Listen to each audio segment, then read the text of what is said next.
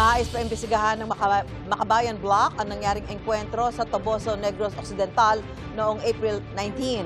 19 ang nasawi sa nasabing engkwentro na ayon sa Philippine Army ay mga miyembro umano ng New People's Army. Pero ayon sa ilang grupo, may mga sibilyang nadamay sa operasyon, kabilang ang 2 Filipino-American, ilang estudyante, community journalist at 2 menor de edad. Ayon sa Makabayan Block, hindi pwedeng basta-basta tanggapin ang salaysay ng militar kung may mga testigo at ebidensyang nagsasabi ng anilay ibang katotohanan.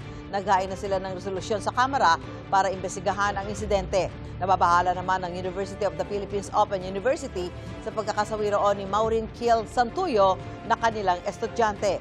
Kilala raw si Santuyo sa kanyang advokasya na tulungan ang mga magsasaka. Nanawagan din ng universidad na imbestigahan ang nangyari. Ayon sa information officer ng Toboso, hindi lumapit sa munisipyo o sa barangay ang mga estudyante na umano'y magre-research doon. Dapat daw ay may sulat sila mula sa universidad. Sinusubukan pa namin kunan ng pahayag ang UP tungkol dito. Ang Malacanang naman bukas sa panawagang imbestigahan ang engkwentro sa Negros Occidental.